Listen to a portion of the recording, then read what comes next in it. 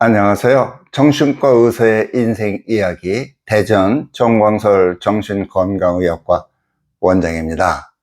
네, 오늘은 편견과 매너리즘 이런 말씀을 좀 드리고 싶습니다. 제가 환자를 보다가 실수라고 그럴까요? 고백하는 심정으로 오늘 이 말씀을 드리고자 합니다. 우리가 이제 초심을 잃지 말아라 이런 말을 흔히 하는데 사실은 참 초심을 잃기가 또 쉽다. 그렇기 때문에 그런 말이 있지 않나 이런 생각을 하게 됩니다. 제가 얼마 전에 환자 한 분한테 아주 야단을 먹은 적이 있어요. 네, 정신과 의사가 하는 역할이 뭐냐? 그러면 이제 환자들의 어려움을 잘 들어주고 또 공감도 하고 또 위로도 하고 때로는 왜곡된 생각을 좀 바로 잡아주는 역할도 하고 또 새로운 길을 찾는 그런 권면도 하고 자극도 주고 그런 역할을 하는 거죠. 그러다 보면은 어려움 가운데에서도 행복할 수 있게끔 도와주는 게 정신과 의사의 역할이 아닌가 그런 생각을 갖고 있습니다. 그래서 행복 도움이다 그런 생각을 이제 스스로 하고 있었어요.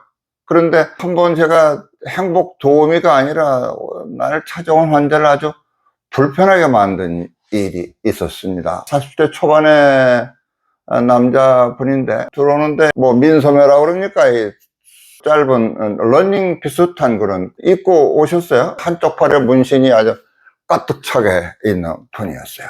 문신 요즘 애들 많이 하지 않습니까? 저는 그렇게 문신을 좋아하는 사람은 아니에요. 태국인가 어디에서는 문신이 아주 뭐라고 그럴까요? 유행이라고 그럴까? 아주 의례껏 하는 거라고 그럴까? 뭐 그렇다고 그러더라고요. 근데 우리 사회에서도 요즘에는 문신하는 사람들이 참 많은데 저는 별로 그걸 좋아하는 사람은 아니에요. 좀 마땅치 않은 마음이 좀 들죠. 근데 환자가 딱 앞에 와서 앉았는데 대뜸 그게 눈에 띄더라고요. 그러니까 제가 좀 조심스러운 마음이, 글쎄요, 어떻게 말하면 좀 거부감일 수도 있을 것 같아요. 환자한테 그런 편견을 가지면 안 될 텐데 일단은 제 마음에 지내놓고 보니까 그랬던 것 같아요.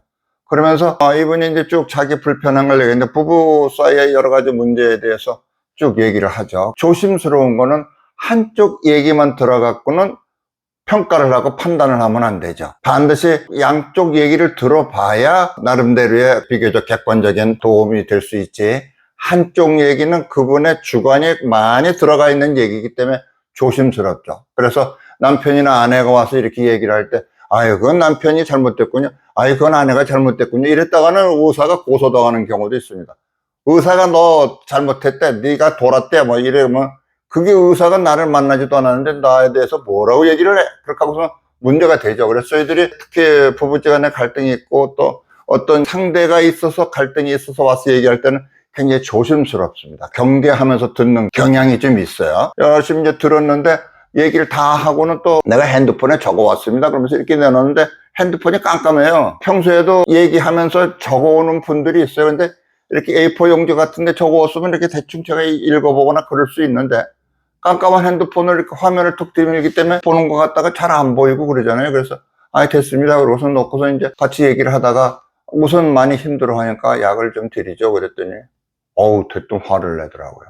무슨 의사가 상담을 이렇게 하냐, 얘기 몇 마디 듣고 약 처방하면 그게 정신과 의사 제대로 하는 거냐.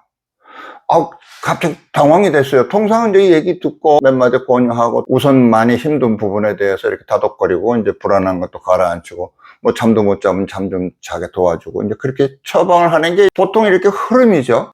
그러니까 그랬는데 턱 하고 핸드폰 내놨을 때 내가 이렇게 별로 정성껏 안 본 거에 대해서 상처를 받은 것 같아요. 무슨 정신과 의사가 이렇게 환자를 등한히 하고 설렁설렁 듣고 약 처방만 하고 빨리 내보내라고 그러냐 그러면서 막 정식으로 야단을 치더라고요. 제가 맞춤했어요. 좀 뭐라 그럴까요? 좀 어물어물 넘어갔어요. 하여튼 처방이나 주세요 이렇게 하고서는 갔습니다. 그리고 가고 난 다음에 제가 한참 생각을 했어요. 내가 익숙한 환자, 되게 익숙한 환자들은 뭐 얘기 그렇게 길게 안 하고도 이렇게 내용을 아니까 몇 마디 물어보고 그 핵심적인 문제 또 어떤 변화가 있나 이렇게 여쭤보고 그런 다음에 덕담도 하고 막 잘했다고도 그러고 잘하라고도 그러고 약도 이렇게 처방해주고 되게 이제 그렇게 넘어가죠. 근데 처음 오는 환자한테 내가 왜 그랬을까 생각해 보니까 일단 문신이 나한테 마음에 걸렸고 그 다음에 일방적인 얘기에 대해서 편견이 있다 보니까 더 경계하는 마음이 강하게 작용이 됐던 것 같아요. 그러면서 툭 내놓는데 나는 이게 내가 의사는 어떤 판단을 하는 입장에 있는 사람이 아니다. 그건 평소에 갖고 있는 생각이죠. 법원의 판사는 판단을 내려서 옳다 그러다를 판단하지만 의사는 옳다 그러다를 판단하는 게 아니라 힘들어하는 사람을 좀 덜 힘들게 도와주는 게 역할이다. 이런 생각을 평소에 갖고 있는 거죠. 그렇게 얘기를 하고 내가 그렇게 반응을 했는데 이 분은 노여운 거예요. 그래서 내가 나가고 나서 가만히 생각하고 내가 참 잘못했다. 내가 내 편견에 일단 거부하는 마음이 내가 있었고 더 정성껏 대해야 됐는데 그렇지 못하고 그냥 평소 하던 대로 이게 바로 매너리즘에 빠진 거죠. 그냥 얘기 좀 듣고 이렇게 하고 잘 지내셨어요 이렇게 하고 약 처방해주는 마음이 아파서 온 환자한테 내가 참 잘못했구나 아주 반성을 많이 했어요. 그러면서 참 걱정되는 게 이 사람이 또 오면 그때는 좀 더 내가 좀 정성껏 대해야 되겠다 이런 생각을 가지면서도 화를 그리 잔뜩 내고 갔으니 또 올까? 지금 한 45년 정신과 의사를 하는데 몇 번 이렇게 면박 받은 적이 있어요. 나도 모르게 실수하고 갑자기 전화 와서 전화 받다가 환자한테 혼난 적도 있고 뭐 이제 그렇습니다. 근데 오면은 내가 좀 잘못한 거를 따뜻하게 좀 대하고 정성껏 대해야 되겠다 그런데 과연 또 올까? 그렇게 노여워서 갔는데 이 걱정이 되더라고요. 근데 마침 다행스럽게 며칠 있다가 또 오셨어요. 그래서 그때는 내가 속으로 반성하는 그런 이제 마음을 먹고 이렇게 정성껏 대하고 그랬습니다. 그러면서 내가 유튜브에 이 얘기를 좀 해야 되겠다. 나만 그런 게 아니고 우리가 흔히 겪는 일이 아닐까. 이게 편견과 매너리즘이 우리 흔히 하는 말처럼 초심을 잃지 말아라 하는 그거에 해당되는 게 아닐까. 그냥 의례껏 평소에 하던 대로 그게 바로 매너리즘이죠.